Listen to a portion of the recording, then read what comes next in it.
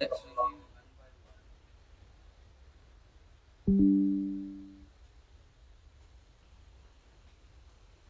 Have you able to go through this repository? No, sir, I couldn't. Okay.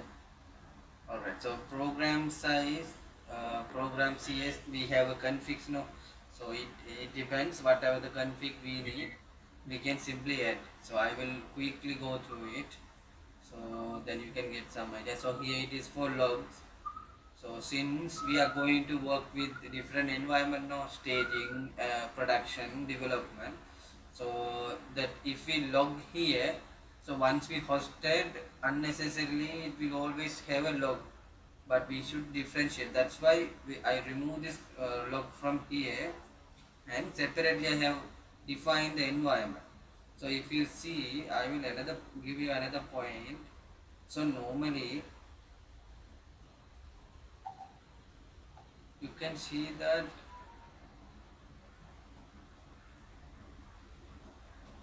So this is the overall code. So app dot environment is there now, right? And Yeah, also here also we are using another variable environment.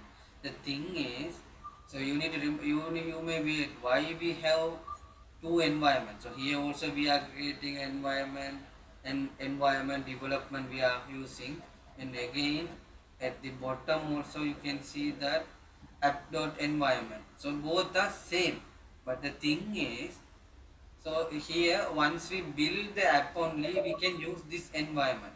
Okay, all right. yeah, But from this area also, from the beginning area also, here also we need to have the logging feature. So we can't wait until the app build. Okay. Therefore, ASP.NET Core provides some another way to get the environment to do these things. So that's why. So because we need to log everything. So from the beginning to end, we need to have log to identify the issues and errors, any warning message or mistake. Okay, that is the one thing. All right. So that's why first we create the logs first, then we building. So we build that for this web application. So we are taking environment. So get environment variable ASP.NET Core environment. If it is this development environment, so you can look this code. What are the difference I mentioned here? what is that secret client means, sir? Secret client object you have created in the line 44? Yeah. So this is the one. So normally, so we let's see if you seen that app setting JSON. So you have seen, yeah, yeah. If you ask question, that one also good. Then we can have like a Q&A session. Okay, so we have app setting JSON that provide common settings. No, we have no Yeah. app setting development. We have some no secret key for authentication. Authentication For purpose. Yeah. secret. Yeah, So that. we have a secret, but we can't. When we host this application, we need to protect our keys. No, that means this is a secret key. We need to be have it on a proper secure manner. No, otherwise it can be a vulnerability. No, therefore you may see that here we don't have any keys, right? So if we see app setting development and the production environment only changing, but the content should be same. No, so this Yeah. whatever the things we used in the development, we required that the same thing in the develop production also. So if you see other places, the logging is here also there. Production what? So logging is not there. Let's see. That's a different. That's what I mentioned earlier. Logging is we have mentioned in the development JSON, but in the production we don't have. Okay, you may see the DB connection string is there both place. Okay, other things, the logging and the authentication we taken from here, and we config those things in the program CS. Okay, that is Oh, because we are not going to use these settings when we host. So you may see that therefore the secret key and all, we use one secret key in development environment. But when it goes to the production, we remove those stuff, and you may see that. So we provide only the issuer. So we since we didn't mention the exact subscription. So if we have our Azure subscription, we can mention that subscription and the app service that we are going to host our application.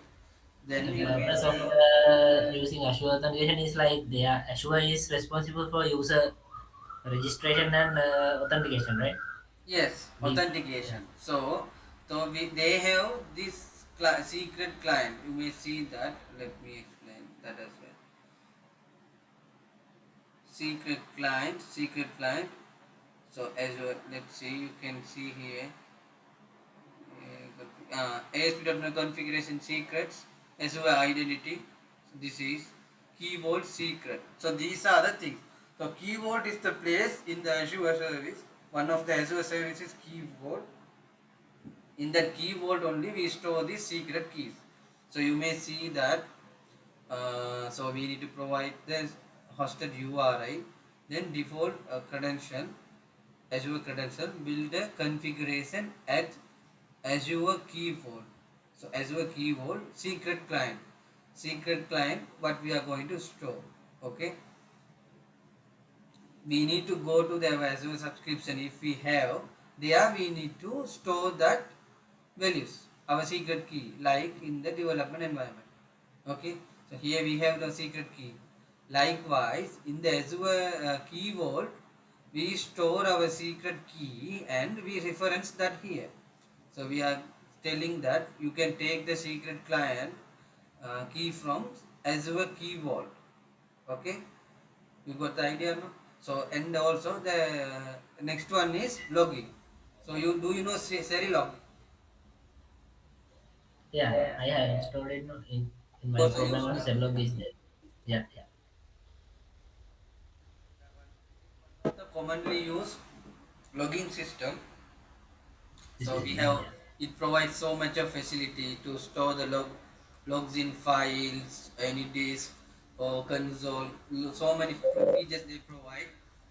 So if you see that in the local environment, development environment, so these things they config it. Rolling interval is day. If you see that they mention that application inside. So what is, you can see the code. What are the things they have difference? This one is here. This one is here. This one here. Write to file. That one also will be here. This part only the different. You may see that application inside. So once our application is hosted, that is whole application inside the cloud, no. So we can't, Yeah. we don't have a local environment. So we need to have some place to store these logs. So therefore Azure provide this application insight service. So it's kind of a monitoring service, simply says. So it will track every expense of our Azure portal. Okay. Ah, okay. Okay, so that is the place. So once if we have a subscription, I can real time I can show you, but don't worry about Azure things. So if we got the subscription, we can one day, 1 or 2 days. If you saw that Azure portal, you will get familiar. Okay, so Azure portal. Yeah. So that is normally handled by the DevOps team, no. But we also need to have idea. So Azure's fundamental course or anything that gives you a overall idea, that is simple things. Okay, so Okay. Azure application inside contain those logging things, and then we are going to add a controller. So we use Newton JSON for what? Do you know? I hope you know this.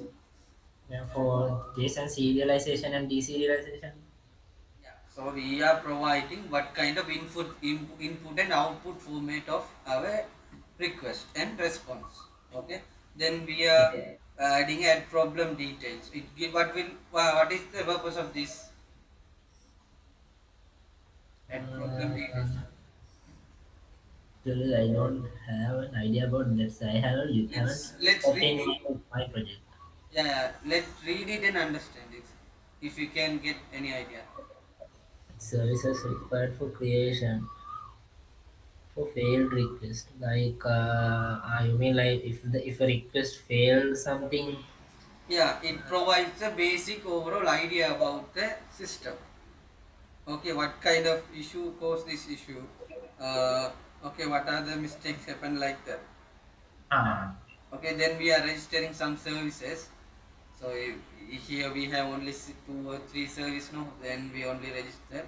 If you see that this file, yeah. Any doubts? no, no, you can continue. I'm not listening. Okay. You see here, you know that there are three type of lifetime of services, right? What are they? Singleton, transient, and at scope. If you see here, I have used singleton. Here I have used transient. What is singleton? Singleton means like single object is created for the whole end, no? Yeah. Yes. Single object instance can be used all time of the application. Okay. So if you see file extension content type provided. So this kind of mapping file extension in requested application PDF. So what is this? Do you have you learn about this one? File extension and content type provided. You can see this. What is the definition? Provides a mapping between file extensions and MI. Actually, I don't have the idea about that. When you have to manage some files, PDF or text or any kind of files, this help us to provide the extension in PDF format. So then only we can able to deal with the files in PDF format like that. Okay, some Ah, specific uh, uh, we can request for this file format we require for this purpose like that. Okay, this kind of service, so there is no vulnerability or nothing though. This is one instance we can use because this is not the heavy one, and we don't it won't be any there won't be any changes in this service. For an example, let's say you are consuming a external service. Okay, if you use one singleton instance, if they change, then you won't be get the latest one, no. yeah, yeah. So this one, but this is not that kind of scenario. So this is one instance we can consume all the time. It's just like a extension configuration one. Okay, if you see transient, so if you see this one also, if debug else, the debug means we are in the debug mode now. Yeah. So we have application in two options normally, but when you develop you use debug, after final you release it. So debug mode, we can able to find the issues when we developing code. If any error occurs, so we need to find what kind of errors and we need to debug the code. Let's see, therefore they mentioned if it is debug, use this. If we see now,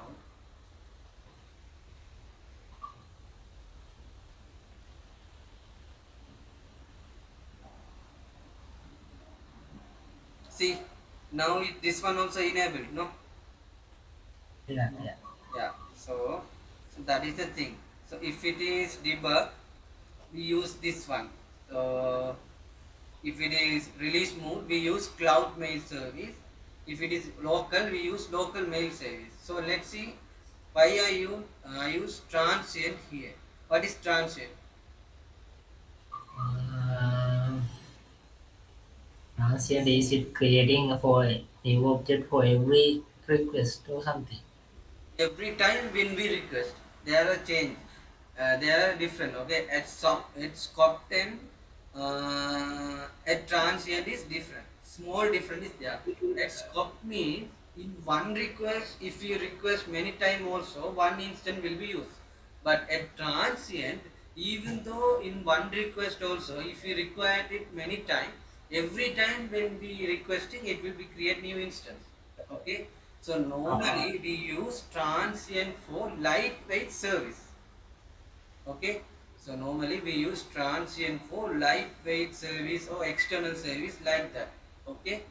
So you remember those things. We need to aware when we need to use uh, these services. Okay. Yeah, yeah. See, at singleton again. So for I need this demo data store that we are not using after we introduce entity framework.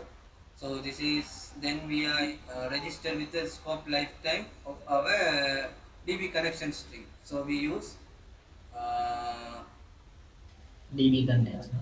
yeah, DB connection string. So we you have this, you know this, no. So we have a connection string city info DB connection string. So you need to, that's database registry. Now we have city info at scope. Okay, so mostly we use at scope for useful services that we develop internally in our application. Okay, every request it will create one instance. Okay, then the one you haven't tried in your application is automapper. Okay, you know the purpose of automapper. DTO to entity, entity to DTO conversion. Okay, Conversion. Yeah. yeah, automapper help us to automatically map the DTO and the entities. So when you store something to database, DTO will be converted into entities. When you getting something from the database, entities will be converted into DTO. Okay, so that you Okay. know. Okay, as we I my expectation and the goal of this review is, after explaining it, once you understood, you I am expecting you to apply this logic into your code. A huge amount of code will be reduced when you apply this. Okay, because you never no need to select each and every field to map. So automatically you just pass it and it will automatically map. Okay, so make sure that apply this, and when you start working on that automapper, create a new branch and work on that. Okay, then existing, because it totally applying a new mechanism, no, so you are going to apply new design pattern kind of thing. Yeah, So yeah. that will be impact. So then authentication, so bearer token. So you know, right, this config also we have in our configuration, issuer, audience, authentication, secret key, those stuff. Okay. Then we have authorization policies. So you here we use some you can understand by using looking this. So we mentioning that we adding a policy called must be from city and verb. So if a person coming from this city only, this will allow to give the authorization. But normally in a practical scenario, we will create a admin policy or registered user policy or something. So it require authentication. Next one, we need to claim a role and the admin or user.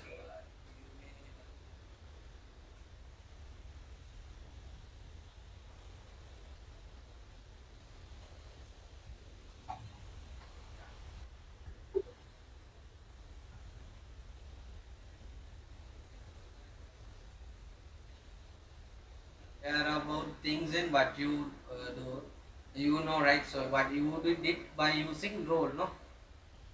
Yeah, yeah. That's the implementation little bit different from your way and my way, but the concept is almost same. Okay. Okay.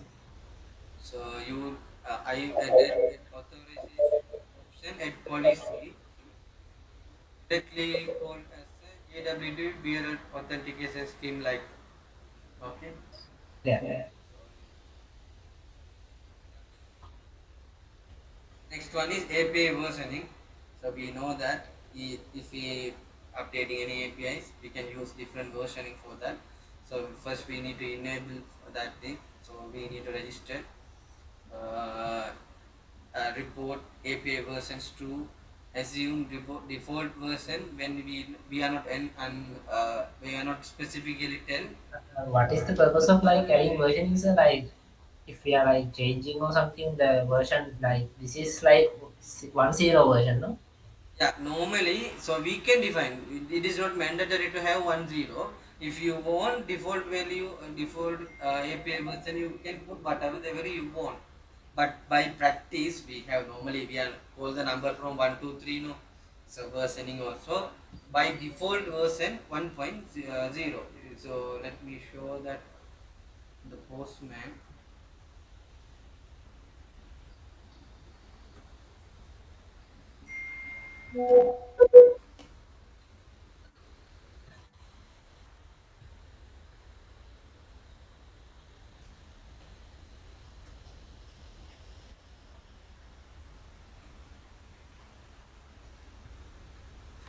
Okay, if you see in the Postman.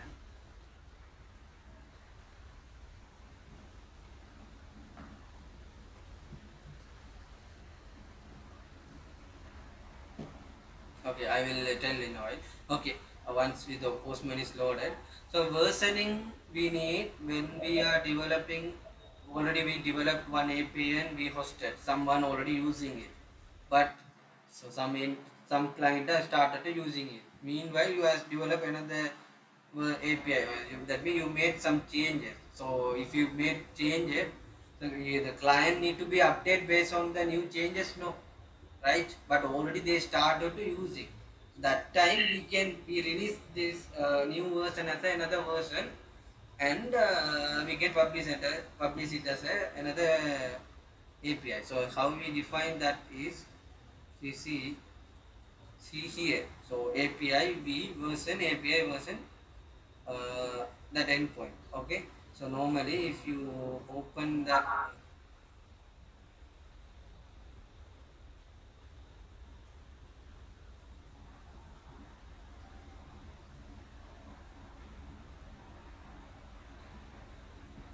Okay, see, so I define V1. If you are not defining V1, by default it will assume the version is 1. Okay, did you Ah, understand? That is yeah, yeah. default one we have. Okay, so we have option to define in our control. If you see, so we have mentioned that I'm going to use consider this endpoint for API version 1 and 2 as well. Then we can define the different versioning for each endpoint as well. You can let me show the,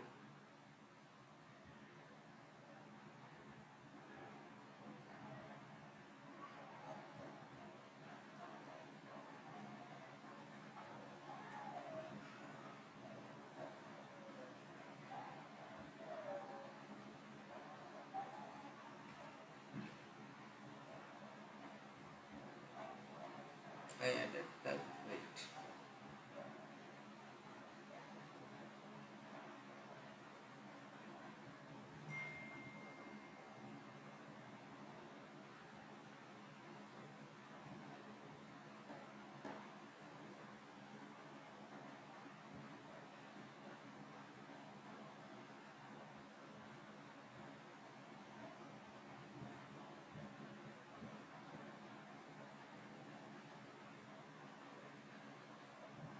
Here, see, so I mentioned that I didn't edit a API version for this controller itself, but for this endpoint only, get file method only, I have mentioned that this version is 0.1 and I mentioned deprecated is true. Do you know what is this? What is the meaning of deprecated? Shalinde? Okay. Duplicated. Deprecated means like Uh, outdated. Okay, almost same like outdated. Let's see. okay. You have version 1 and 2. Okay, so now you are going to integrate the users that we are going to in future we are going not going to use this. That kind of scenario we use deprecated true. Okay, then in the you know right in the header. So when we run the project in the Swagger, does it show as the method is like deprecated? No? Yeah, it will notify And the the client. postman. Yeah, so you know, right? The version. Wait, I'll run the project and show you.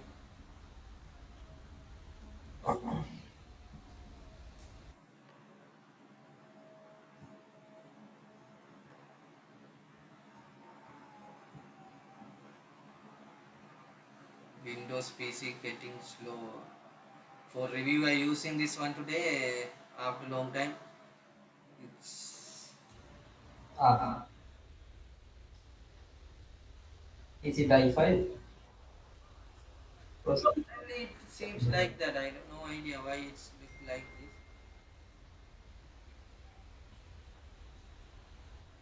i7 and it has 16 GB RAM, good condition. But today only it's like that. Okay, if you see, if I run,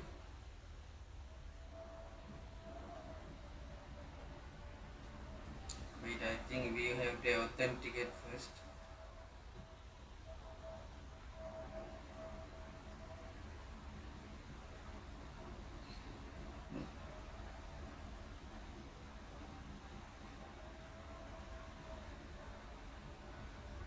Now only the app started to run.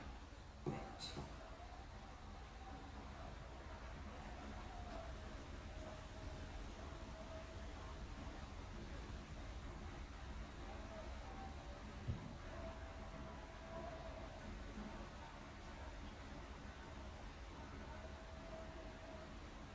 Unauthorized. Wait.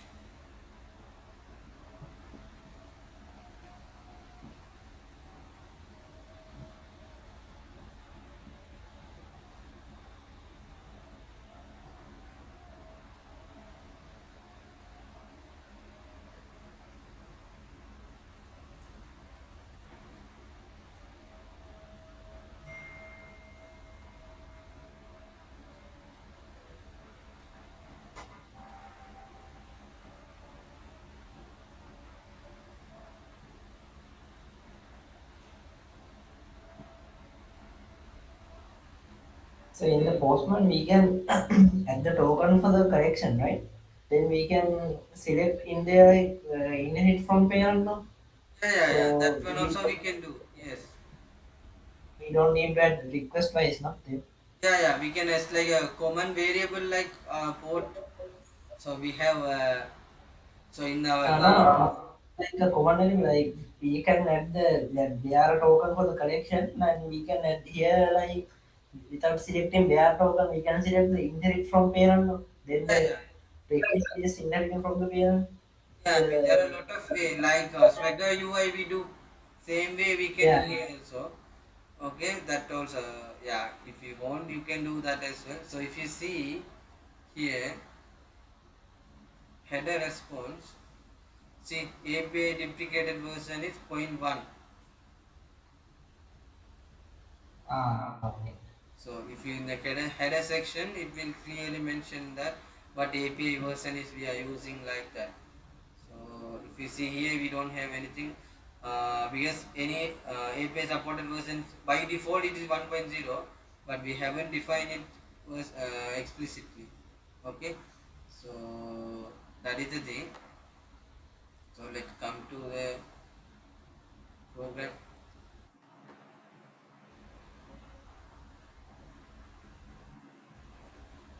Okay, so now we have mm, a Swagger. So we you what is do you know what is this? Substitute API Uh, version in URL. So there is another approach. So here we can we are defining the API version in the URL. Now sometime we can define option to like API version as a query parameter. ah, Okay, so that approach is there, but best one is commonly used practice is through the URL. Okay, that is what we mentioned. visualization. Yeah, because we configured our controllers no here controller path we have defined route we defined like we are providing version here. Okay, you got no? Sometime we Yeah, can yeah, have a say like this. So that is query parameter, no? Then it comes as a query parameter, no? yeah, yeah, yeah, yeah. So remember that. All right. So that is the one that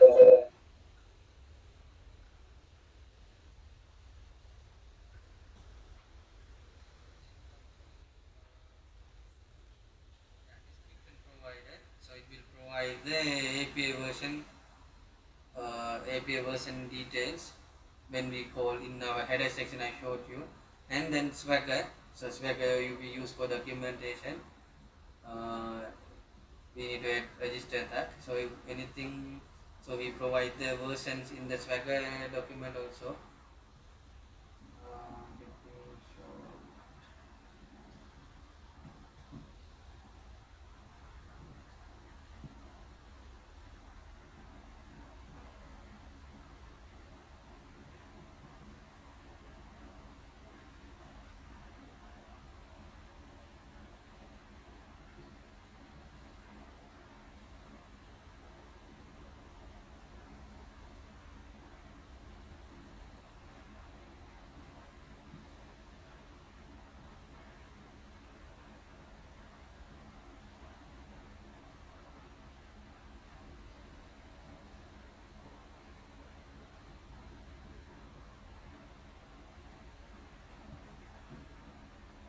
So here we can, this is what he defined here.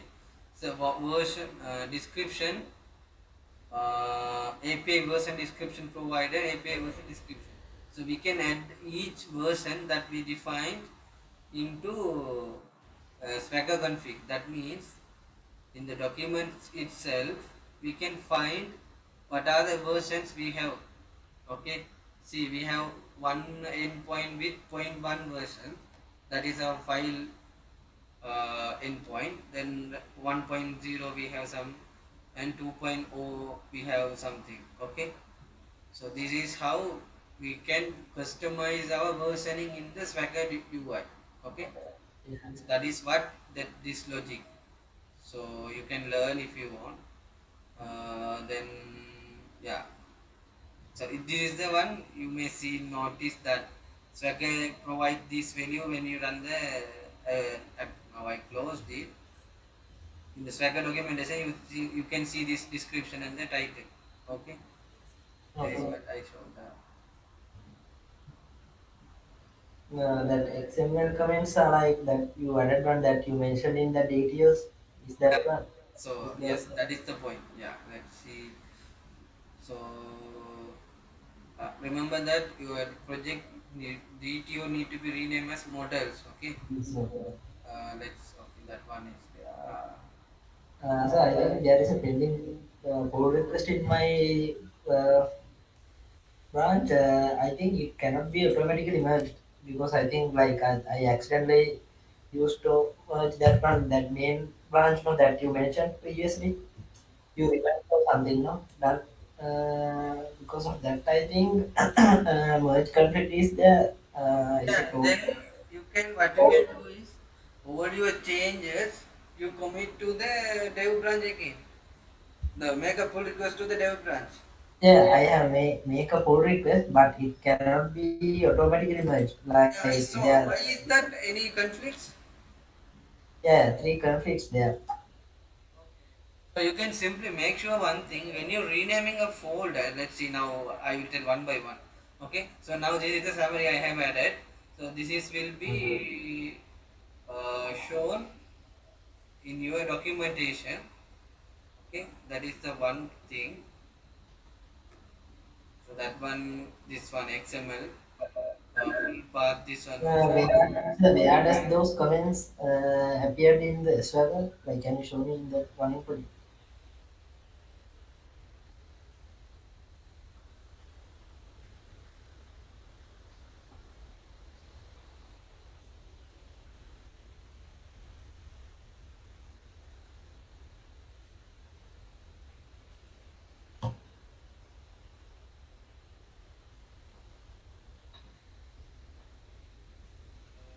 Everything I can mention. Swagger version, Swagger JSON. for this one is the description I have given. Okay, if you see here 1.6, get a city by ID. You can see the one I Yeah. gave for city controller. Sorry, city DTO. Yeah. Where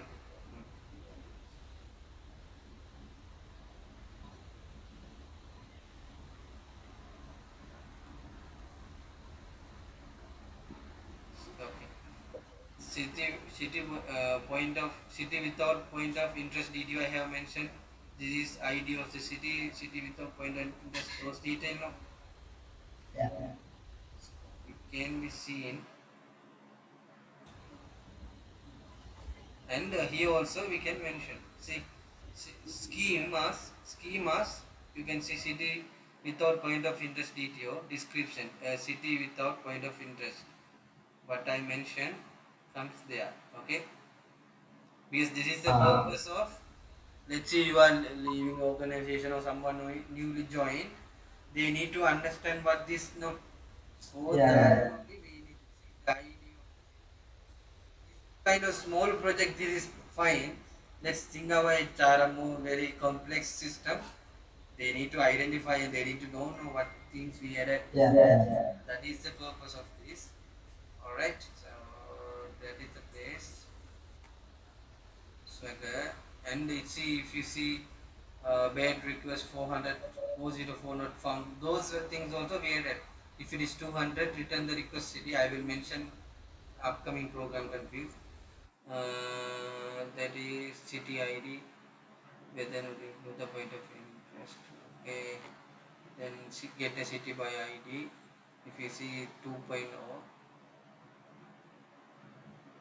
see here get a city by ID and all this description and this one.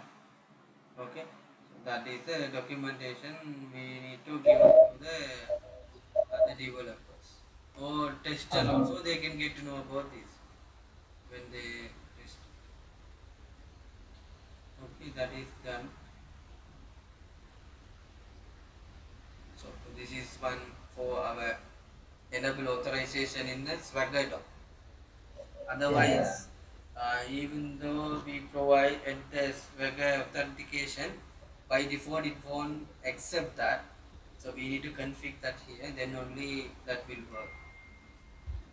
Okay, and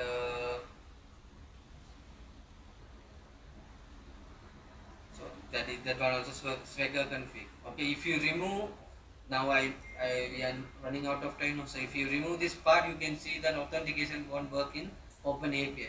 So that is the documentation related part now. So Are using that dialog box we are putting the JWT where as token that won't appear, no? If we remove that. yeah, yes. And also then ready to deploy part. So what does it means is, so if you see this, we have one pipeline. So do you know middlewares?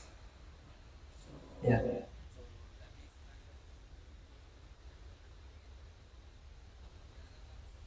of before any request come to our application. Okay, so authentication before, after authentication only authorization will come, then only it will comes to our uh, endpoint. So before that, these forward headers will help to forward the headers to the upcoming request. It's a one filtering option. Okay, Yeah.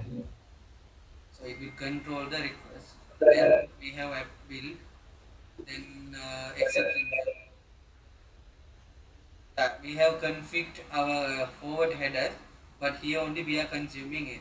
So do you remember that after building app only our middleware start.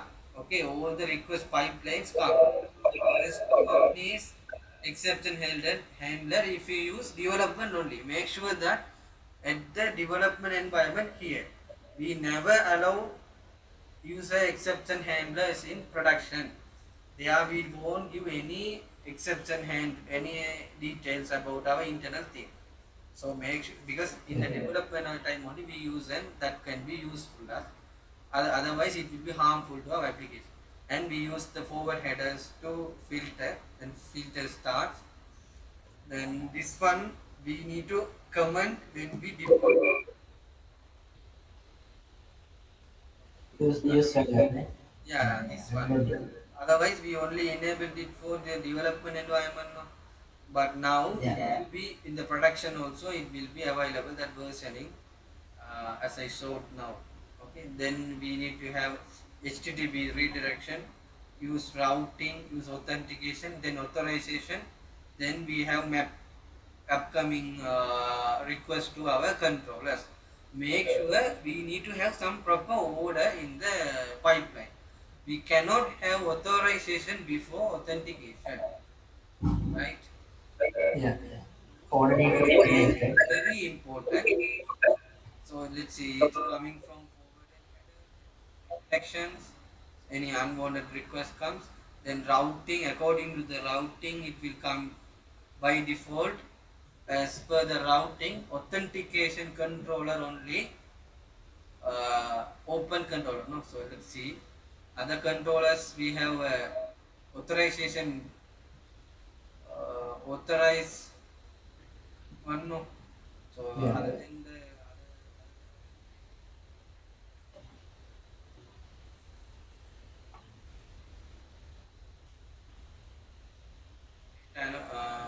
annotation for this. Okay, what else I missed? Oh, that's it. So, Ashish, in the GitHub repo, we can raise issues, right? In like yeah, like Nimi is QA by doing that that she is managing that Google document. Is is it possible to use that issues for QA bug fixing? Or why is there any other purpose to use issues in the GitHub repo? So normally that GitHub issues we use for uh, project like open source project, that is the initial requirement of that issues. Let's see if you see .NET project or Moon .NET also one open project. No, likewise there are many open source projects are there, many contributors are there, many people are providing their contribution. So if that is open, then if someone want any, if they someone found any issues, they will raise that under the issues section. Okay, so and yeah, our QA can do that. So We we can can no like sometimes we might miss no like when the workload is tough. So I think it's better no use the issue. We after solving the issue we can like mark it as solved or something. No? yeah, that also possible. We can future we can use Azure DevOps for that. We'll see. Okay, I will consider. How up for the up to now we can use that right? New issues like it's fine. No? Yeah. Let's see then Swagger UI. Okay, that's up to now. We have a program CS. So this is REPL test I added.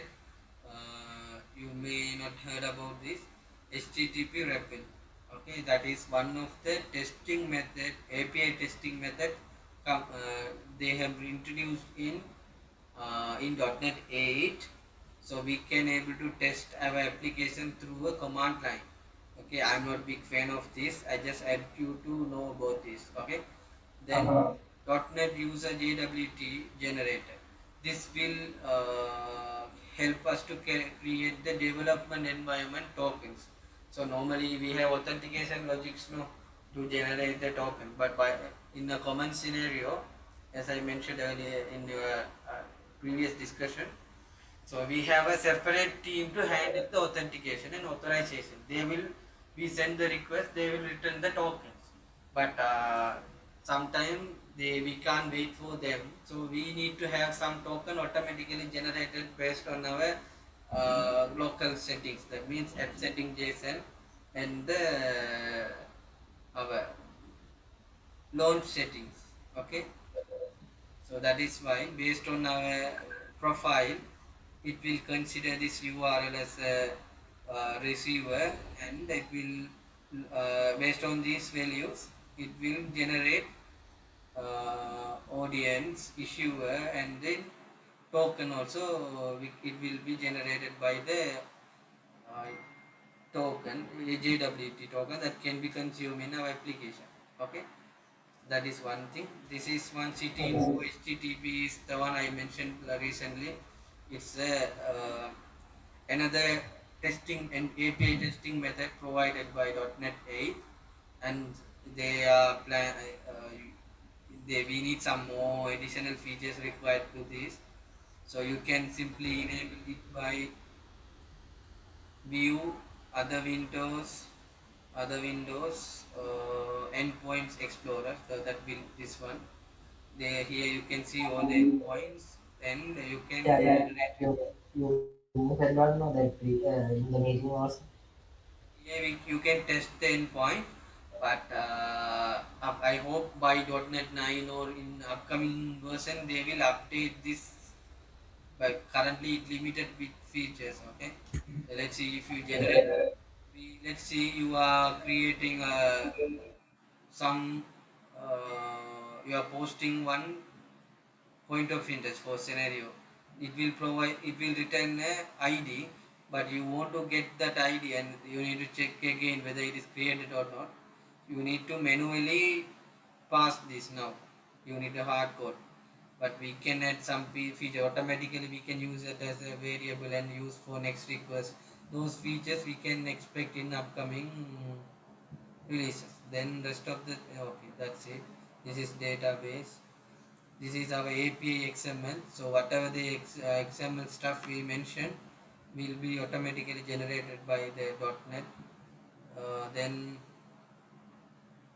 what else? Okay. Then come to the setting JSON I mentioned. Issuer. Okay. So services. Oh, this is the one. These are the other things are code related stuff. Okay, as I checked your code, so you use repositories, services, and all. Okay, so let me know Yeah. what is the purpose of repository. Repository is the usual layer like handling the database calls and stuff. Service layer is for the right to the business logic and to the DTO conversions and all the stuff. Business logic is written in the service layer. After the conversion is done, I am passing the completed object to the repository layer to save in the database. In the repository layer, I am not using for any calculations or for business logic. It is separated for only for idle database calls. So yeah, what you said is almost correct. Yeah, that is the thing. So normally we use separation of concern. Okay, that means we differentiate maximum the logic loosely coupled. So repositories, we will deal most of the things with the database stuff. So deleting some entities, updating, get something from database, those things, check some date validation, all this stuff we do. Okay, so that is the purpose of repositories. So there one thing is we can consider. If you see here, I use services folder and city info repository, not a service for separate service for city info service like that.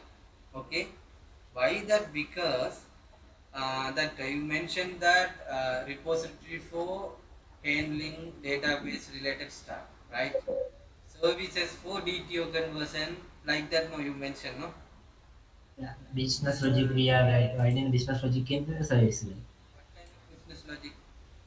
Business logic means like any conversion or stuff like we are the when what are the data passed for the controller we are handling or if any conversion or like validating or certain combinations like imagine like they that DOB calculation likewise something in calculations or the conversions for the data.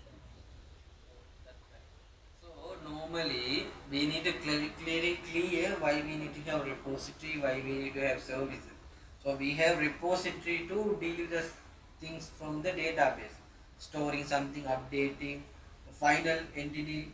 That means very close to the database is repository. Okay, so that will Yeah. deal with the yes.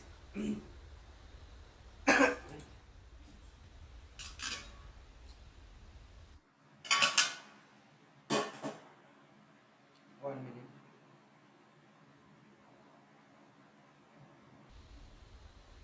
All right. So yes, as you say, so repository we deal with the database related stuff. So like here mentioned, deleting something, get something from database. So check whether something exists or not. Okay. So those things we do, and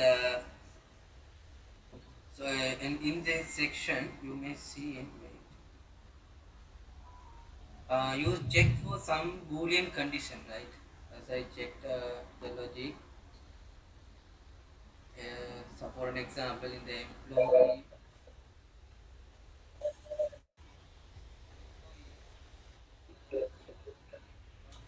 scenario, Uh, in the employee, I tried like is for checking the NIC available or something. yeah, yeah. NIC number, ID, that kind of stuff. Yeah. So that kind of repository, so you check whether that is exist in the database or not. Those things also we do. So save something, those things we handle through the repository. If you see here, you can check your logic also. Uh,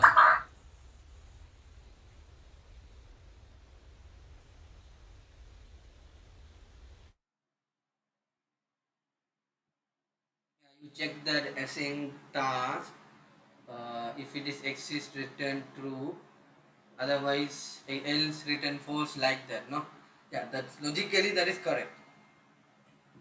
Okay, so I can write that code. You can see line number 196 in the employee repository. I'm not sharing that code now.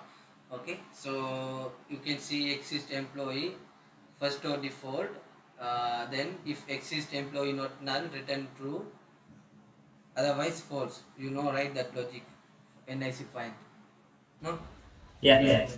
Likewise, you can directly return the status without writing the if condition separately. Like see here, avoid. So avoid context save change exist. If it is true or false, return. Okay, you can simply this will be a boolean condition. Okay, so Yeah. here Yeah. also that avoid DB context employee first or default. That condition logic is there, no?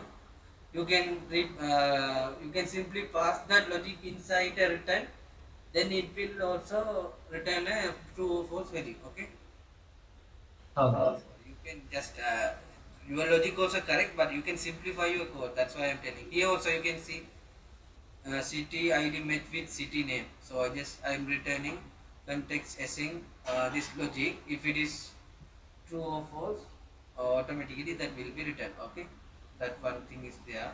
So we use interface. Why we use interfaces?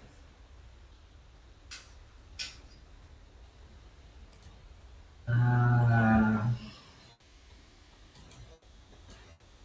we can like simply extend any other subclasses with that no existing interface, that kind of stuff. Actually, yeah. Okay, so actually interface help us to develop. Okay, many people I have seen, they what they do is that they will delete. First they will create repository and then inherit that repository. Then they will go and create our method there at point of interest. City exists, city match in here, and then if anyone do like that, then no point of having this, right? The purpose of interfaces. Let's see, we are going to develop a complex application. Okay, at the one shot we can't imagine what are the things we need to develop, what are the things need to be there. First what we do is we create what are the things we need in the interface. Let's see, get all city, uh, get cities, add point of interest, save change, delete point of interest. those things we add first in the SCT info. We can add whatever we want now. We can add another thing, task boolean, mm, something exists.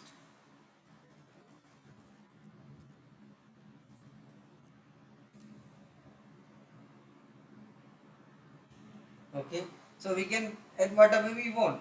Then you may see it will be an error in the city info repository. It says what does not implement the interface. That means we have interfaces to create all the methods, all the logic what we are going to develop. Then we inherit that interface to our repository. Okay, this is the workflow. We need to create the interface first. So we don't have a clear idea of what we need to develop. We first define all these things. We never implement. We just declare. So we are going to have what we are doing in this. We will get all the cities. We are going to add point of interest. We delete something. We are going to save, change everything. So those things we define here. Just we never implement. We just declare it, and we simply create a new repository and just inherit that repository from ICT info repository. Then it will automatically say, do you want to implement those methods? By default, when you click this auto generate or something, now we can't see because we have already implemented. No, generate these interfaces methods. Then all method of what we defined in the interface will come here. Then we can change the logic. Okay, that is the purpose of interfaces. Okay, so now the services section is okay. So if you see, you developed approach in different one. That means here we don't have a option, we don't have a requirement to have services, right? Separate services. So we just develop city info repository, and then we consume that in the controller. But in your case, you wanted some logic like convert, create, based on the date of birth, you wanted to create the age. Likewise, you wanted some calculation, no, in our system. Therefore, you have created services. That is the reason, no? Yeah. Yeah, that is correct. That kind of requirement exists only. We need to have a services. Okay, so we have repository to deal with the database. We will have services to use that repository, and what we have receiving from the controllers, and we do some calculation in the services. But this go in a reverse way. But this is both side will be okay, right? Controller from controller to services, services to repository, repository to database. When request come, when the response return from the database, repository, repository to services, services to controller, then it will get when sent to the front end or to the view or request response. Okay, that is the flow. So that is the thing. So now you can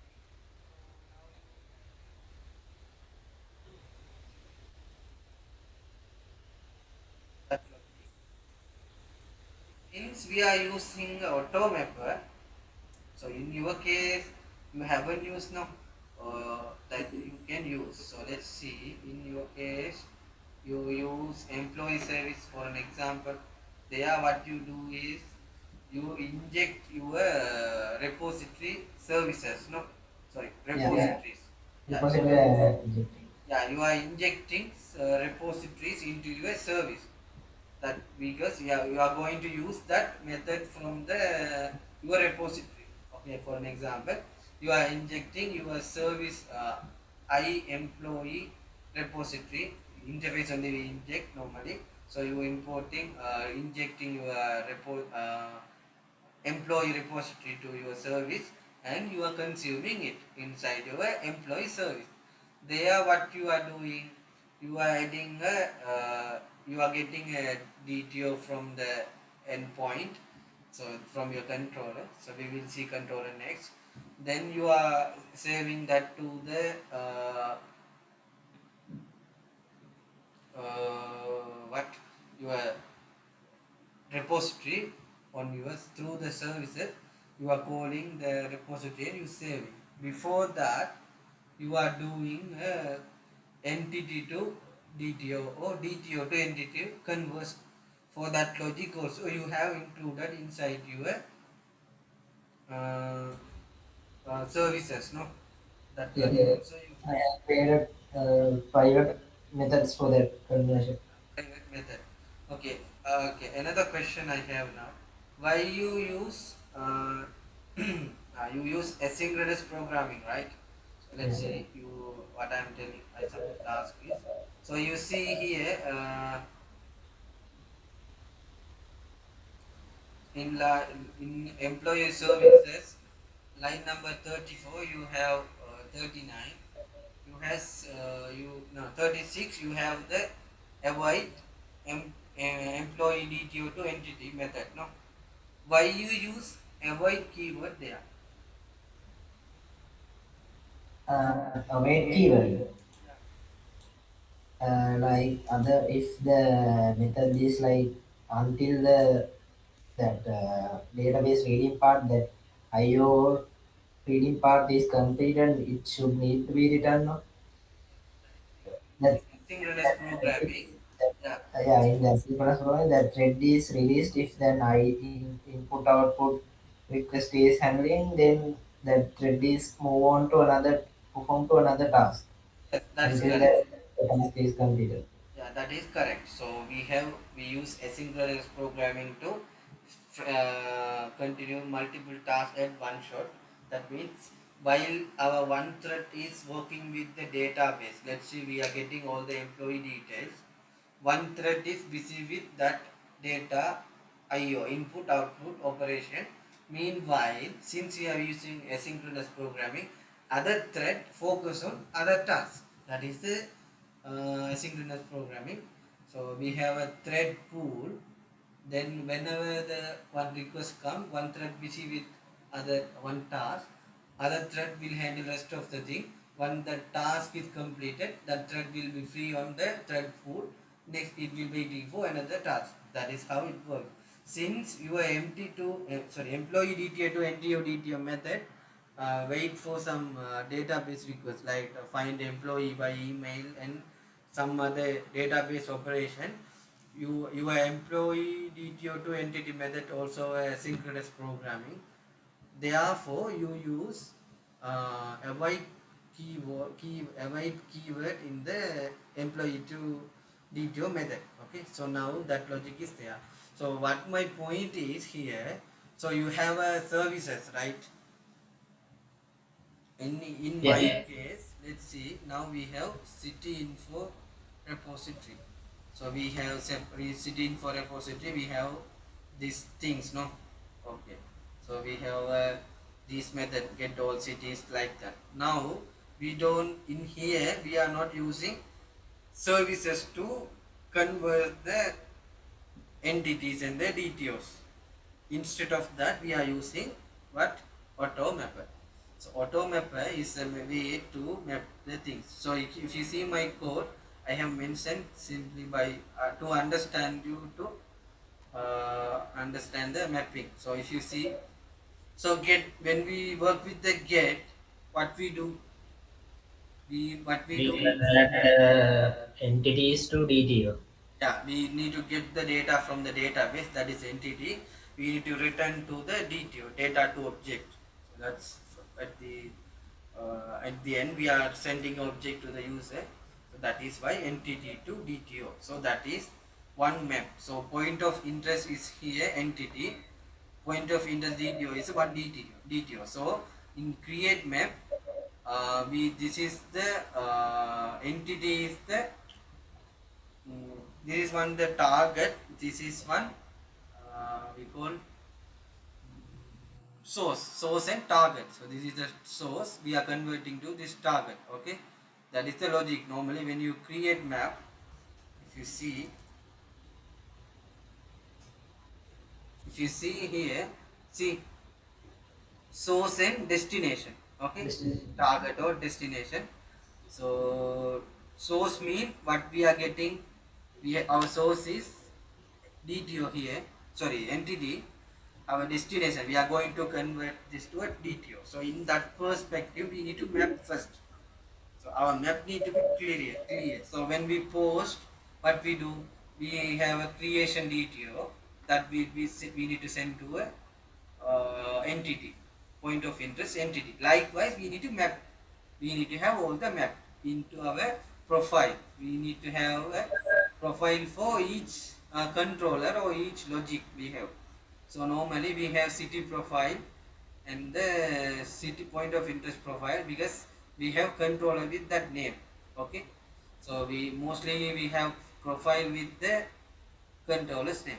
Okay, let's see. Now I explain about the profile. In your case, what you did is you have created method to handle this DTO conversion, DTO entity conversion. But in our case, in a complex system, what we can do is we can have a services to convert the. So your line number 36 in the employee service, you can write this code. Mm, See the way I did. Yeah, mapper dot mapper means what we have to map inject the mapper. Okay, mapper means this one imapper. Okay, so imapper means auto mapper. Okay, so if you see auto mapper, okay, interface auto mapper interface, then we need to inject this here imapper mapper. Then we need to register. Make sure that I have noticed another thing. When you use dependency injection, use the argument null exception as well. Okay. Sometimes that service is due to some error. Let's say are you consuming a mail service from third party. Due to some error, you will not be able to get that service. Service fail. Okay, then we need to have an argument null exception with the name of that mail service. It will return a null exception. It will throw an exception with the name of mail service. Okay, we need to handle this one. I have seen that your logic doesn't contain that at that. Okay, so that's why I explained all these things in the code. Okay, let's come to the mapper. So if you see mapper dot map I enumerable point of interest DTO to point of interest, that means this is the what is for this get. Okay, so destination and our source. Here our source is point of interest, that is we are getting from the database. This is in the entity. Okay, this is an entity. So in the getting time we have seen that getting time, so DTO is the destination, point of interest entity is the source. If you see here, this point of interest is the source that we are getting from the database. You can see, right? Yeah, yeah, So if you see this logic getting, so we are finding the city name. This is for filtering. We forgot about that. So we are passing a city ID, and we are getting the data from database. That is a point of interest. That is a entity based value. No, that is map with the entity by default here. Okay, so that is the one. We need to map that to a DTO, point of interest. So we need to use mapper dot map I enumerable. Point of interest DTO is the destination here. Point of interest is the source here. This logic you can include inside your services. Okay, here you can code instead of this logic it will be in your uh, repository. In the repository you will have, sorry, in your services you will have a services called info city info services. There you will handle this logic and this one. Okay, and here what we need to have is return, we can have a variable here point of interest avoid service city info services dot get point of interest, because this mapping and the getting the database you have in your logic, right? yeah, yeah. You got that, no? So you have your code, no? That is the thing. So in your employee service, line number 36, instead of the employee DTO to entity method, you will have this mapper method. Then so for the at employee, I'm explaining. Yeah, this get employee. This is get employee, but that is post. For an example, I'm saying. So get employee example you can see in line number 42. So they are also first you will need to convert it, right? There you will use a mapper here. Before that you will use a repository method to get the data, and then you will use a mapper. In this line number 45, you can map that. You can use auto mapper, and you will return that mapped value as a return. Then in your controller you don't need to explicitly mention this conversion and all. You can simply var point of interest employee I employee service dot get all employee. You just pass city ID, that will return. In the return section you just pass mapping already done there, so you just pass point of interest. You got the idea, no? Did you understand what I Yes, said? yes. Yeah, yeah, yeah. And in my logic, I have repository, I don't have services.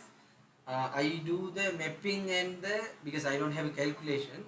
Therefore, I need services for mapping. But what I did is there is only one purpose. No? Therefore, I ignored services. I directly call the repository in my controller. In the controller itself, I'm doing the mapping. But in your case, what you have to do is you have repository to handle the database related stuff. In your services, you need to handle that repository method to handle the data from database or to database.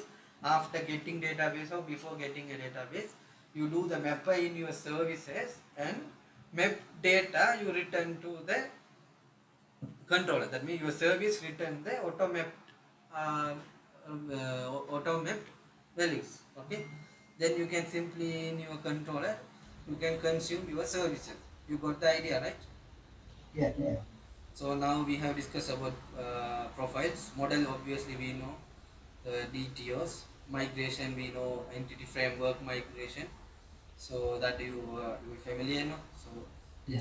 the DB context. So DB context is the one we define our DB. Database connection and models mapping. DB set in the place we define our entities. So you see the city entity now. So all the entities, the DB context in related to DB. So entities are related to DB database. Models are related to objects DTO to the front end related stuff. So because our database related stuff we have in the entities you see that IDs we have to store in the database. Therefore, we will have IDs. If you see that warning message, because I didn't add the summary for XML. Okay, you got no that here you can see models only for city point of interest or something like that. Therefore,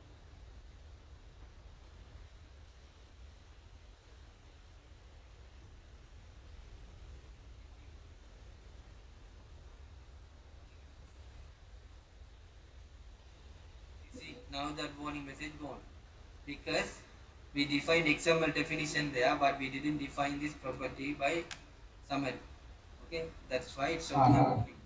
So then so we need to have entities with the ID. Because we a database we deal with the IDs, but in the front end we don't need to worry about the IDs. Therefore, we in our each entities we will have DTOs, that mean models without ID. For get we have, for the creation time we won't have. Okay, creation, because IDs are auto generated by system. Therefore, some creation DTO and update DTO we won't have IDs. Get DTO obviously we need to have database. We pass ID to backend. Therefore, we need to have ID property to get the data from the database. This is what you will know. I'm just giving it for overall idea to recall your knowledge. So we discuss about services, provide profiles, models, migration for entity frameworks, logs. So as we in the program CS we have defined the logs in our local file that we done here. Files, it's a another controller for file control. Upload and for upload. download the files.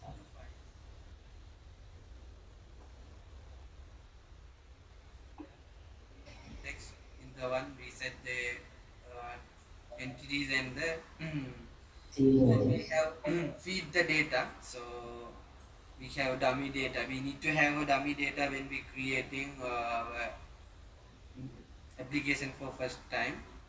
So therefore I am on when on model creation time I am adding some dummy data to the city entity and point of interest entity on that time. Okay, so that is one. And finally we have controllers.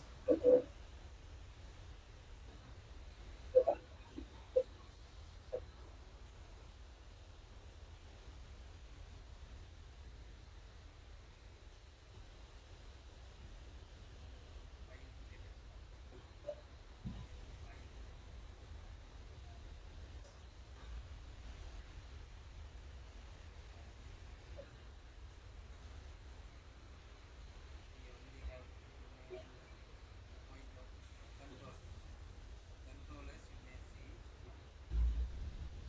So as I mentioned earlier, API controller is very important. Okay, therefore we need to import that will help to map the routes correctly. And if you see from query, so we have a query string in the HTTP gate. That is not a mandatory one.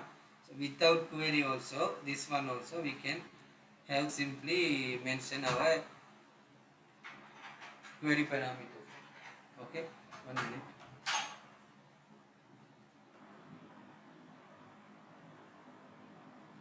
So far we discussed about other components like repository services. So final one is controllers. That is the main place where our request comes through the routes and it finds the relevant methods and HTTP methods.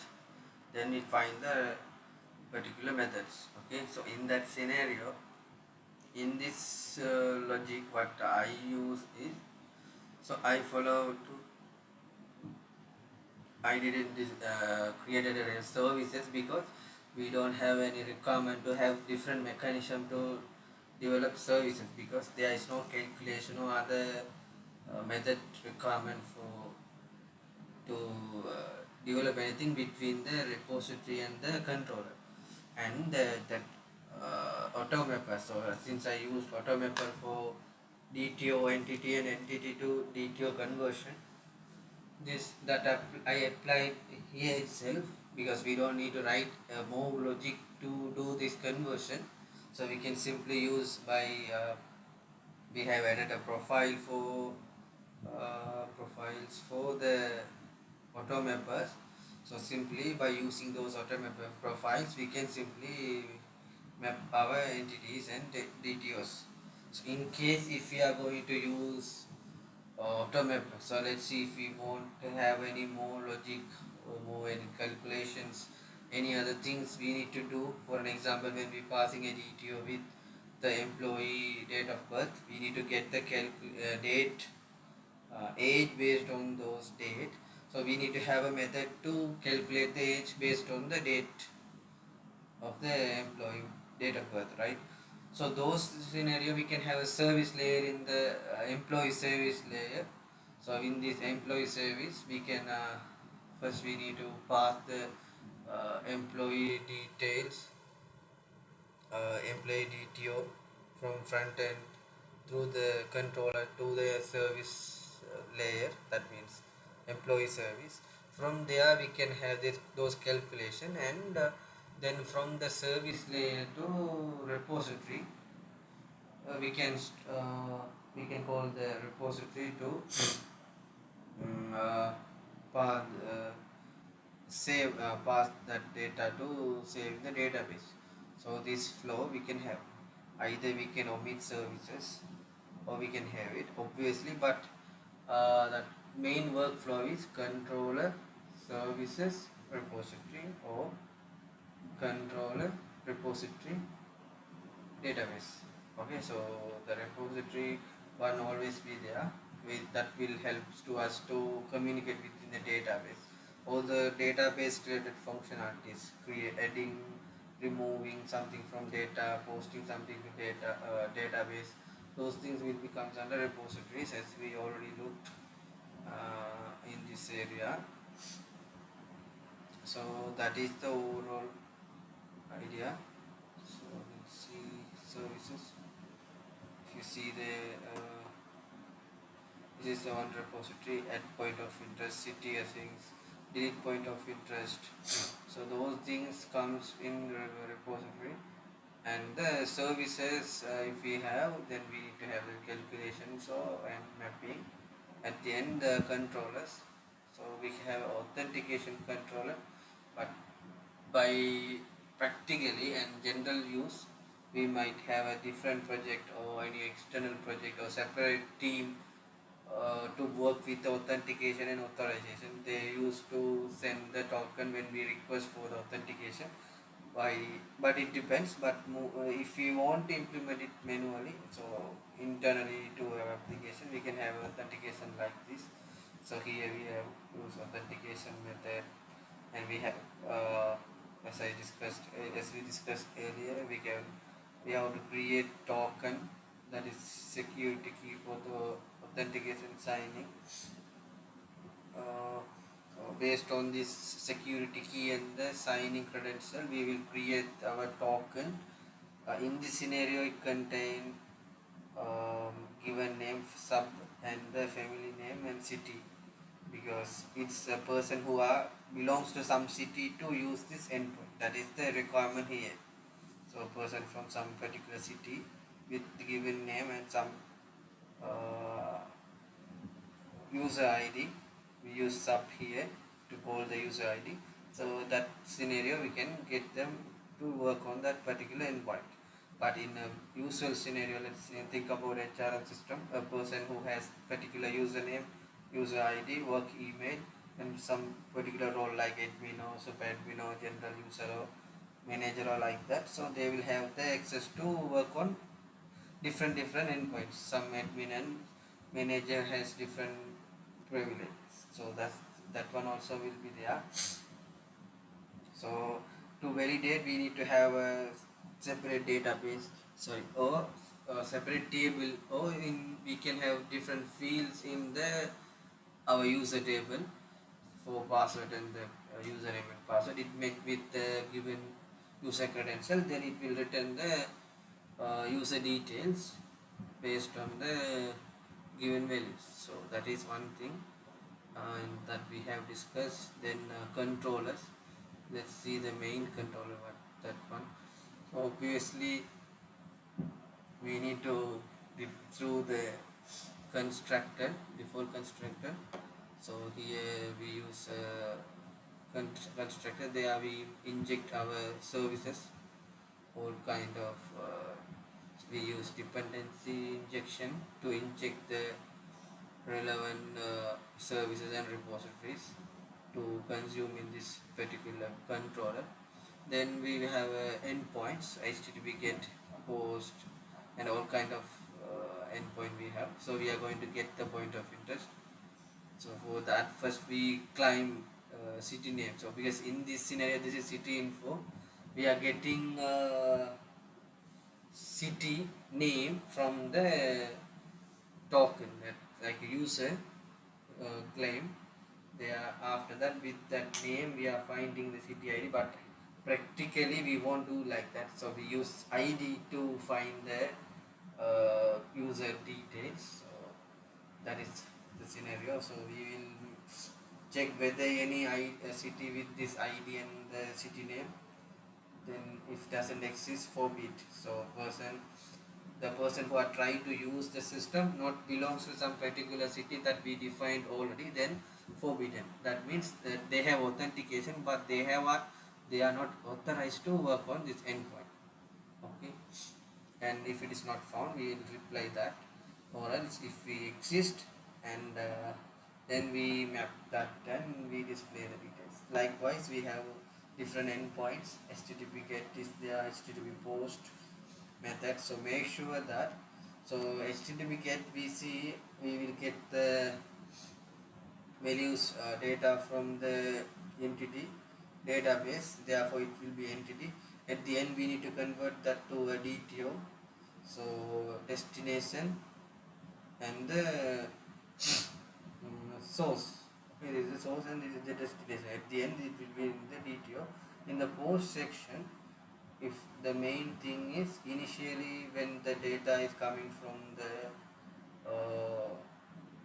DTO, point of interest to creation DTO, that is from the front end, and then we need to map that to the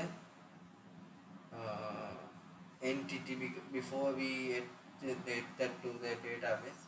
So before when we send this to the repository, then it will be ready to the data to store the database. Before that we need to convert map, actually the map that we to the entity. Then once it's saved, again we need to return to show that what we saved in a DB to display back. Then we remap that with the entity with the DTO. That is then that we display this kind of we are calling again get point of interest with that city and the created point of interest.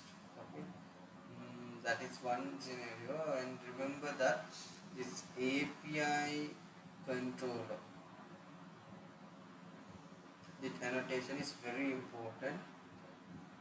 So this decorated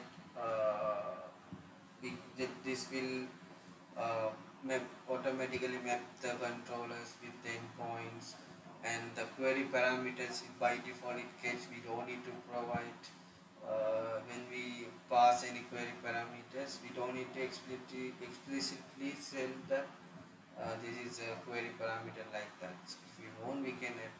I did that for some sample, say like this. From query we can for the filtering we are providing some values for the filter like name or search query. It doesn't mention, we don't need from query or something. By default when we passing a string or something, it automatically assumes with the help of API controller. So route we have authorization, we have API versions are there, and we have a search and filtering option for, and we have pagination, page size, so we can limit to 20 page number based on the page size, page number and the total item, and the pagination will be calculated. That will be added to the pagination header. So we never return the pagination detail to inside the request or response body. Okay, when we call an API with the request, that return with the data that won't directly contain the response, only the response header. Response body doesn't contain. In the best practice, response body never contain the pagination detail. Response header will contain the pagination, and some places if you define the versions also comes with that. So that is the overall things, and mapping. Yeah, so this rest of the things are documentation. So we can mention what will happen if we select, let's see, when we creating an endpoint. So here we use get city, what kind of response we can receive. Maybe the 400 bad requests or not found or 200. So this detail will be added to our open API Swagger documentation, and see explicitly it will tell what kind of response this endpoint can give and what are the meaning of those endpoints. So these things will help another developer or another person to understand about this system.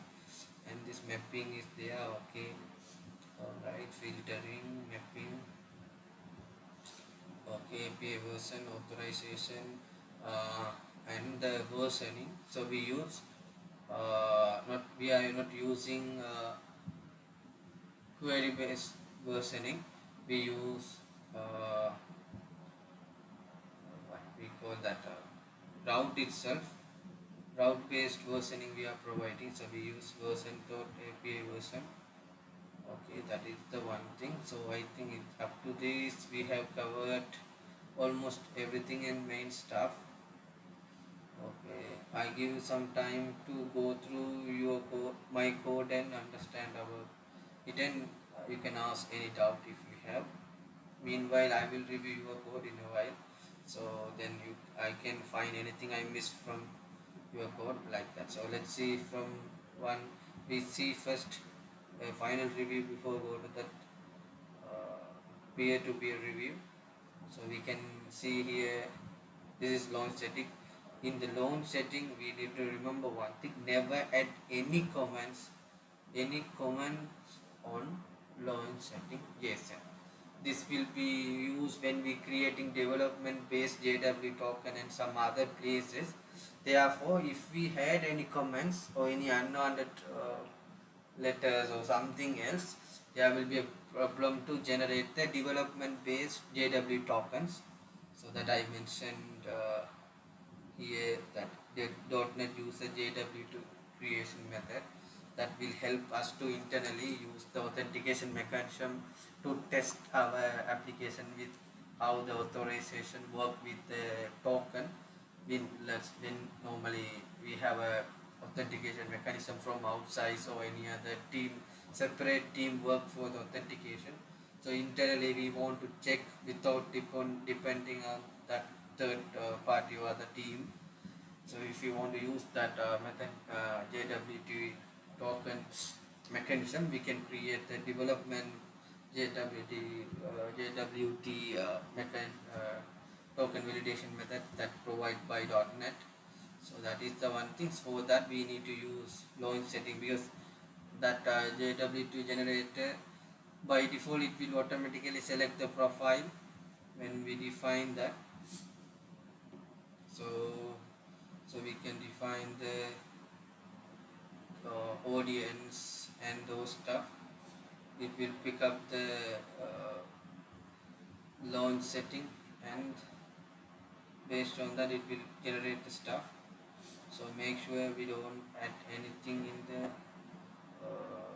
any comments in the launch setting. And mainly it's also best practice to avoid upsetting JSONs also in unwanted comments, and we need to keep this clean without having any comments. Okay, so let's come again. So here is, so by default we used to use HTTPS for cross-platform application. Then it will use by Kestrel server. If you use our application on Windows, it will use IIS Express inbuilt internet service provided internet server, internet information server from .NET, so, Microsoft Windows. If you are using a cross-platform or any place, if you use any operating system, even though in Windows as well, we best practice to use HTTPS.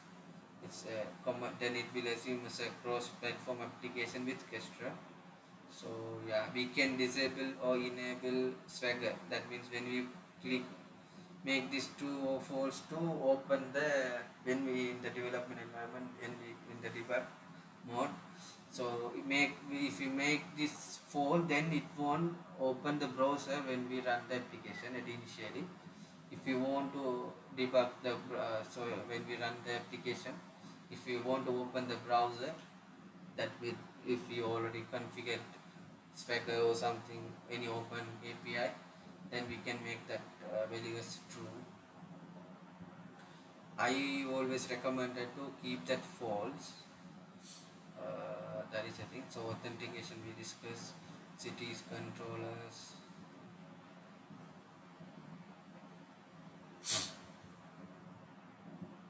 Okay,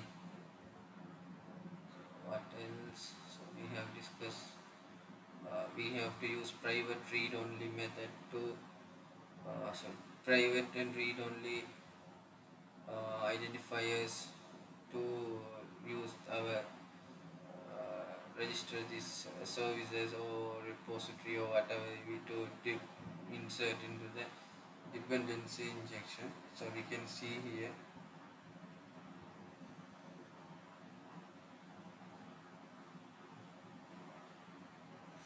And also we make sure that these warnings are because of XML documentation.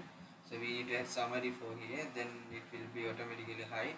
That summary can be seen in the OpenAPI documentation. So Swagger documentation, it won't impact any uh, programming logic or any functionalities. It's just for documentation purpose. Okay, that we have configured already in the program CS. That's why this is always asking that you have already defined that you want to display XML detail in the Swagger document, but you haven't add any summary or definition for this controller or any field inside here. So please add that. That's what it says. So missing XML comments for publicly visible typo member. Okay, that is the thing. And yeah, cities page size for filtering or so for pagination.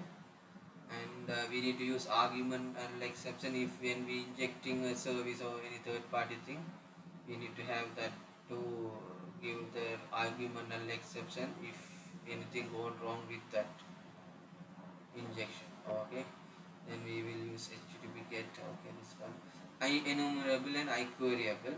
That is, there are two things. I queryable means, let's see, if we want to filter something, then that filtering happens inside the database itself. That is I queryable. It will happen inside the in memory in the logic API logic. That is I enumerable. I queryable best for the searching, because let's see, when we if there is a scenario, there are hundreds or millions of records, we want only few things. After getting all the hundreds of millions of records to the application API from the database, after filtering it, that not a best practice. The database itself, we that query execution implemented on the database itself and return the filter data to the API. So that is the iQueryable option. So it depends. Some scenario we can use IEnumerable. Some place we can use the iQueryable. There are simple iteration and over collection specified type. Alright, that is the thing. Pagination I have discussed. So here we use one different approach. We can return two return values from a method. That is the what we use. So that is an approach we can handle. So we are returning pagination metadata and city entities from this method. So we can have that option. So they are also the logic. Also we need to define that return type will be not a single value. Implementation. If you see that, it will return IEnumerable city and pagination metadata.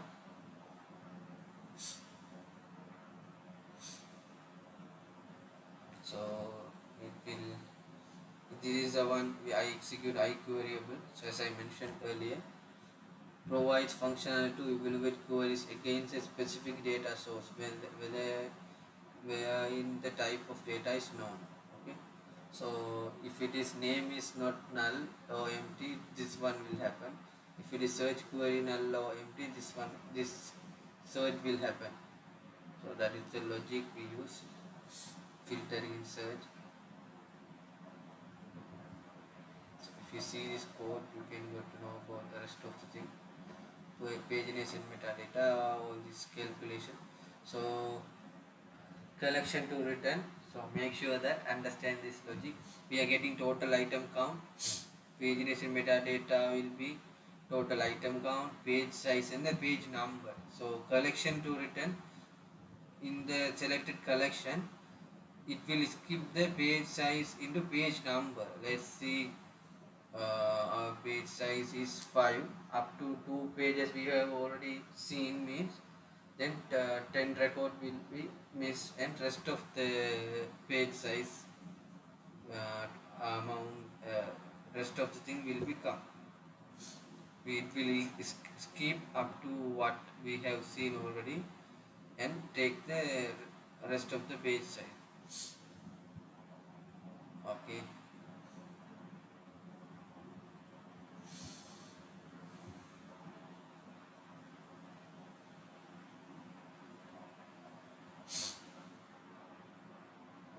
So save changes, if any changes happen, so this will true, that will then save changes will be applied. INMWD, so this is so we can directly return the true or false condition from the logic itself. No need to have a if condition to return it. And other logics are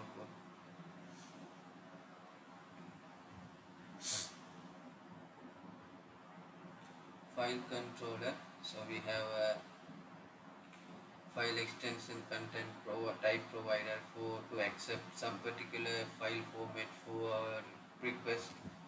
So here I have just added some dummy concept.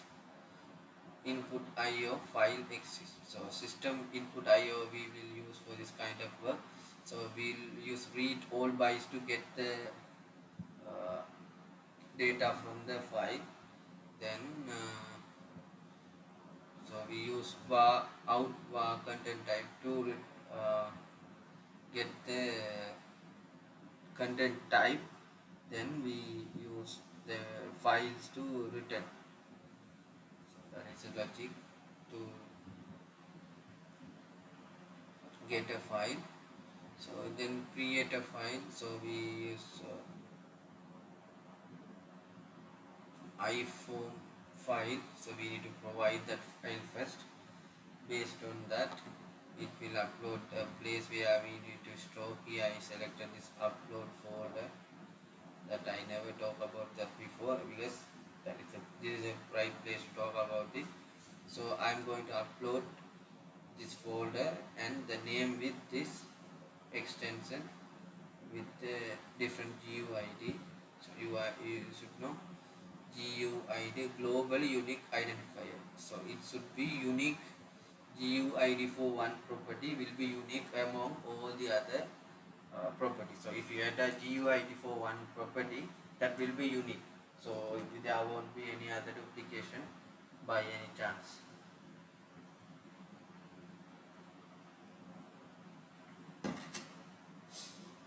So we can get using the file stream, we can copy that values to store.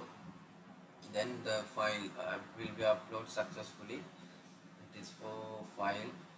Then point of interest controllers. Let me try if anything I missed or not. Oh, the authorized policy. We can add the policies for our authorization. So if we have different policies, we can apply. So must be from Antwerp. So we have already defined that in the program CS, a person from city Antwerp only able to access. So that policy we have used here, that I have mentioned. Yeah, here must be from Antwerp. So we are adding a policy called Antwerp, that a person need to be, obviously they need to have a authentication. Even though they have authentication, they need to come from particular city called Antwerp. Then only they have access to that controller, that particular controller that we saw now. And all of the things. So another shortcut, if you want to go to the, if you want to go the recently viewed view, then just click this one. Then we can come to that place. Okay, that's it. Yeah,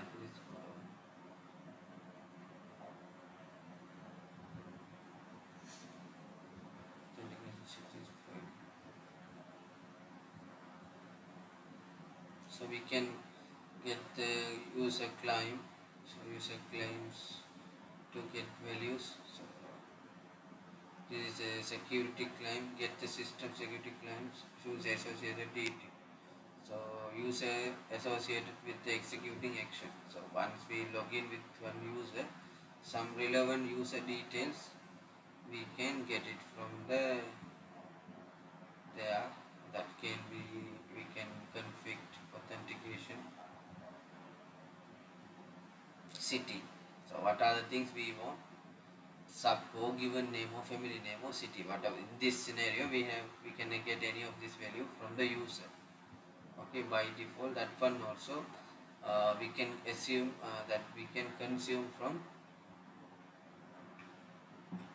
controller based class. So class can be a controller can be derived from controller or controller base. Controller base is the main class that contains the, if we go to the definition, that will contain a user.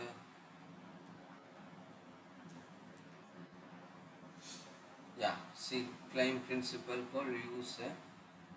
If we go, that contain multiple claims based identities. From that even we can get the user claim like anything if you want. In this scenario we are getting city, but practically we supposed to be at the city ID here to get the reason, because we use normally IDs, because by using ID only we can find the stuff easily. That's the best practice. And make sure that another one point I was supposed to tell, when you making a post request, we best practice to avoid any value to store from the query parameters. All these things we need to include from the request body. When we getting time, it's not a problem, then we can pass the query parameters to get the things. But when we store it, when we post something, all the required field we need to be include in the request body. And another thing I have noticed in the code that we need to have, let's see, the properties name to follow the naming convention, that should be capital letters, and the public fields. And so if it is not nullable, so we need to mention that IDs can always not nullable. So if it is nullable, we need to provide this question mark, then system assume this value can be description value can be null. So that value can be a null. So if you put question mark, and if you don't want to have it as a null value, you can provide a default value. If it is a string, the default value is it's empty. If it is an integer, default value is 0. Boolean integer default value is there, and the Boolean default value is false or 0. Likewise we have, so we have the collection of point of interest DTO here, that I get to count the point of interest, that is one. So just wanted to see. So we come one by one. So this is DTO. I have already explained about this stuff. So we have defined all the entities. DB set, we use DB set to define our entities. And yeah, we have created seed data. This is a dummy data that we initiate our, for initial database migration. We use this data to get some data in our database. We use tool Nugget Package Manager console to run the migration. So normally we use add migration name, add the name within this braces, then update database. Then when we adding add migration, it will create the migration history based on the given business logic. So I have added this migration. When we click when we type update database, it automatically update the database based on the given migration history. So initial migration, if you see this auto inherited block. So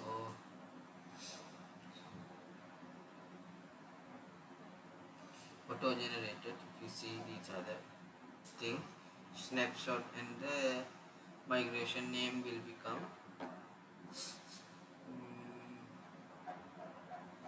and it will give as well. So if you see up and down, so what happened with this change is this, to revert we need to do this. That is what it says. So what are the things it happens with this migration, what changes are done is comes under the up. If we click down to back to the reverse previous state, so drop this column will be the previous state. Let's see, our table is there, we added a one column called description, that is up in this migration. So in this migration we added a column to the point of interest table, so if you go to the, if you want to go to the previous state, simply that drop column will be the way to go to that. So we need to drop that description from the point of interest table. That's what it says, up and down in the migration history. Okay, so properties okay, controllers okay, db context just now we see, and entities I already mentioned that. Then main things are here. So this is key annotation, database generated, database generation option, identity. So this will become an identity key. We can use int instead of int, we can provide GUID, globally unique identifier. That is the usual way. I just, for simple understanding, I put ID here. Required is for mostly related to the front end validation. That will be so a warning message if we not provide value for this name, and max length is the annotation, data annotation, those things. And main thing is I am, so here if you see I have a default constructor, but with the string name. So what does it mean is, whenever I created the new instance of city, I need to provide the name. Okay, I need to initialize the name of that city. Therefore this constructor means, that is the thing. So therefore if we in the db context you may see that when I initiating the data, when I creating the data for city, I provide the city name itself inside the constructor, because that's how I define that class. Alright, so files, those are uploaded files. Okay.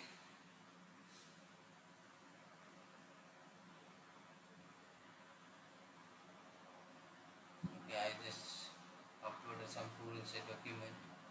So logs are the place where logs will be stored in the local development environment.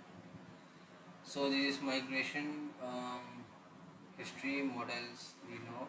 So in the model section I need to mention one thing, we should have different DTOs for different purpose. So we need to have create DTO, update DTO, get DTO.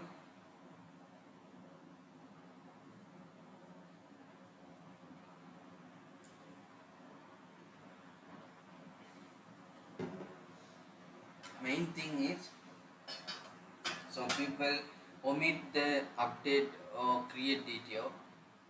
They will have only one DTO for update and create.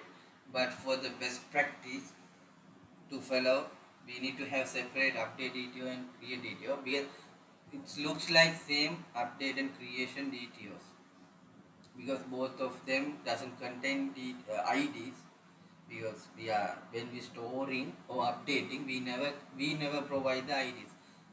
System will be auto generate the IDs. Get time to get the what any entity we use to have a ID. So that's why point of any get DTO will contain ID. So that is one thing. So this is the thing here in the question.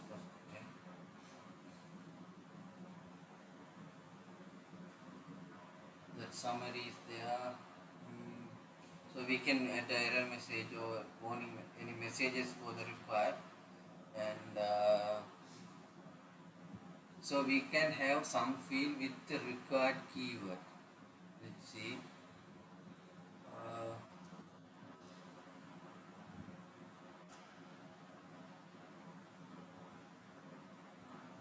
what does it mean is this required keyword just I try to add is the one, so that when you creating a point of interest DTO, if you put that keyword,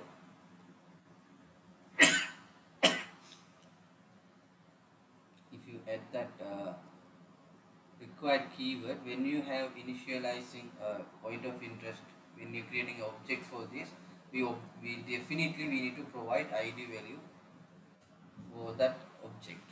Okay, newly created object, we need to provide the value for ID. Okay, that is the reason we provide it required. So if that any property that need to be must, then we can provide required keyword for that. And that required and this required are different. Okay, so we can provide the required keyword here.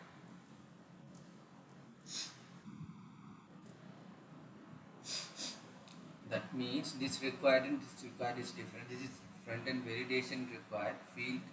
So see if you can see, specify the data field values is required, and this required is, you can see the meaning.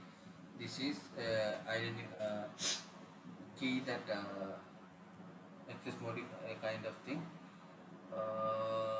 That says that that field need to be have a initial value when you creating the object instance. Let's say if you try to add that to an allowable value, it will say that, then that if you see that that error will come, that warning, otherwise it will come.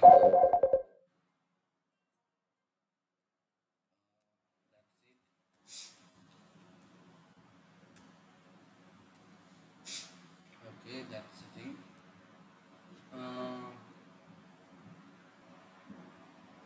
and those things are there. So models are there, profiles for automapper I have seen, I have shown, we have seen that already. Profiles, entities, okay. Services, if we can have services for if we need any calculation or data, that DTO entity conversion, we can have separate service. If not, we can directly do that in the controller itself. Obviously, we need to have a repository that contain the database related activities, and that container we need to have interfaces for our services or repository to easily manipulate our that help us to easily create the repositories or services. So here we had a local mail service just for simple, and pagination metadata. I forgot to say about it. So we need to have a pagination metadata that contain the pagination related class details. So when we initiating the pagination metadata, we need to provide these things. Based on that, we will calculate the total page count. So that's it. So we use metceiling to get the page count, total page count based on the given. So this is app setting. So services, this is app setting JSON. So this is city data store. Before we have initializing entity framework and connecting to the external database, we have used in-memory database, that is city data store. Now currently our app is not using this. I just keep it for reference. This is our API HTTP file for the endpoint testing. XML for what we have defined in the each places using XML documentation for OpenAPI. That is here. These are the DB changes, because we are using SQLite. So SQLite database. So we can that when you have a light, if you want a lightweight database that need to be hosted along with your application, that kind of scenario we can use SQLite. But for an enterprise or big project, we need to have best practice to have a separate SQL server or Microsoft Azure SQL Server is for the best choice for the cloud hosting and all. So in this scenario, for a demo purpose, I used to have a SQLite. So those things I have configured in the program CS. If you see, if you want, here I use SQLite in the DB context service injection. So this is the place I forgot to tell that this is the place we are registering our services. So this is the dependency injection container. Okay, this area, that is the place we are registering our services in first time. So once we register here only, we can consume it anywhere else. Then when we registering, after registering the services here only, it will become available as a service for to use or inject anywhere else. So this is the dependency injection container. So inversion of control and DI, those things will comes under this things. So separation of concepts. Okay, these are the overall idea about the project. Okay, that's it. See anything that from enterprise application discussed. Git ignore notice.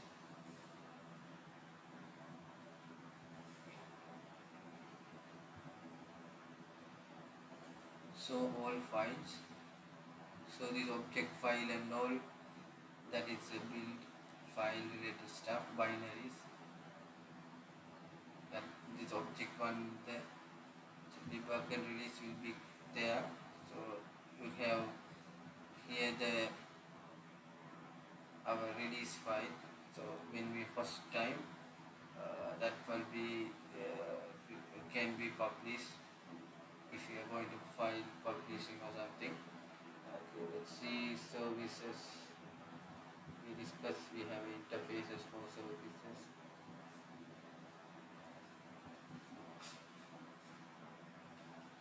And repositories for database actions, services for calculation and data transfer, models or DTOs for uh, conversion of data into the front end, migration for entity framework blocks to store our things, exceptions for that is additional layer for exception handler. So we can have error status code, error code or message when we have encountered any error in our application. Okay, then entities, DB context and the controller.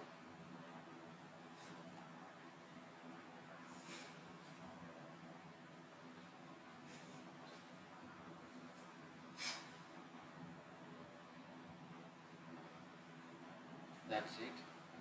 So that is the overall code review with this sample project. You can find this project under my public repository. So I can